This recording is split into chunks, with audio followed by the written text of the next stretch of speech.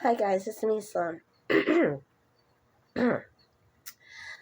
I've probably already spoken about this before on my channel, but I love speaking about her, so I'm going to do it again, and you're going to love it. Shh, it's okay.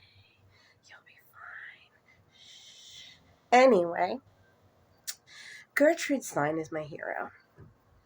Hands down. Of all the people ever in history, Gertrude Stein is probably my favorite to model myself after. She was a writer in the 1920s, back in the Belle Epoque in France, in Paris. She was friends with Ernest Hemingway, Pablo Picasso. She was friends with the Fitzgeralds, T.S. Eliot, I believe. I'm not sure. But, like, she was friends with all of the really, really big creatives back then. And she had a nice big house. And in her house, she had a nice big salon where she had easels and couches and painting couches, and she had a bar, and everyone just really kind of hung out at her house and gained inspiration. And she was their biggest cheerleader. Every time they did something, she was super proud of them. And I think I have finally, like, I always wanted to grow up to be like her. She was an unknown writer. I don't believe necessarily rude. Sorry about that. Anyway, I don't necessarily want to be known. I don't. I don't want fame. I don't want fortune and everything that comes with it. Freddie Mercury, thank you. Um, all I want really is for everyone that I know to get their flowers and to be happy. And I want to see that. And I want to see that in real time. Like, I want to see as they're doing it. I want to be there like a fly on the wall. And yes, yes, yes. You're doing it. And I'm so happy for you, you know? I want to be that girl. And I have been. I didn't realize it before because I'm a little known writer who is a little flashy, just like she was, and is known around town, just like she was, and has a lot of great friends who are super creative. And the reason I say this, and I'll get into it later in full detail, but growing up, I was around all of these really great lesser known musicians.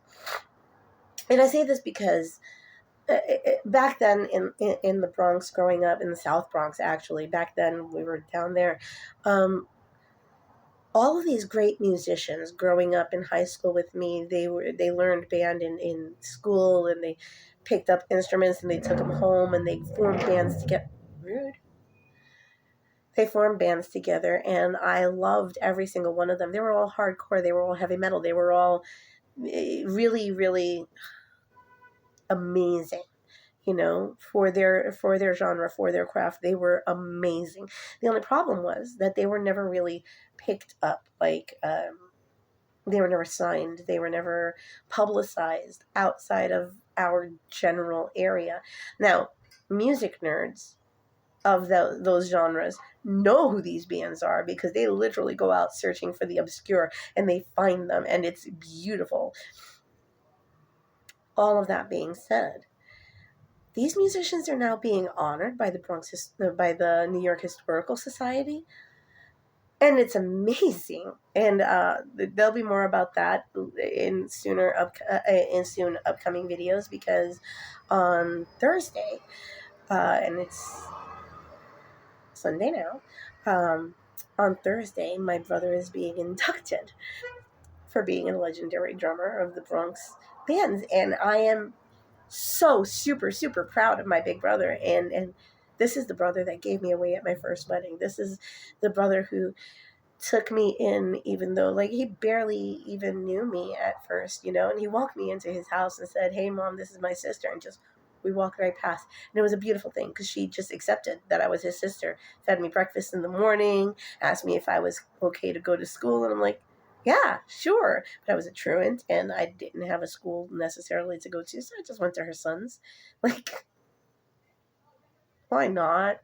I wasn't enrolled there, but, like, if you're a truant and if you're a teenage runaway and you're trying to hide away from, I don't know, truancy officers, The best place to hide is in a school. Well, was in the late 80s. It was easier to just walk into a school and be like, yeah, I'm a student. They didn't care. Gen X, right? um, yeah, yeah. Now I have my cousin Ozzy's band, and I'm a cheerleader for them too. They played my birthday party. Oh my god, they're amazing. They're not heavy or hardcore or anything. They're pretty punk and they're pretty fucking rocking, and I love them to bits.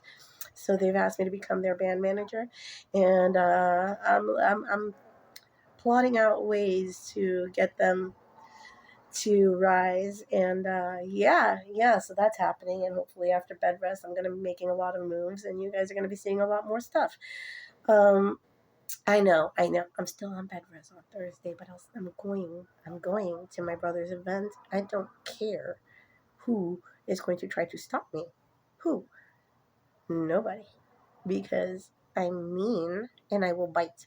So yeah, that's all going on, and I'm super happy. I am. I'm proud of everyone that all of the talented, wonderful, talented people in my life, and you guys are wonderful, and I love you, and you guys make my life so colorful, and I'm so pleased with that, and I'm so proud of all of you, each and every one. So on that note, I will talk to you guys soon, and I'll see you in the next one. Bye.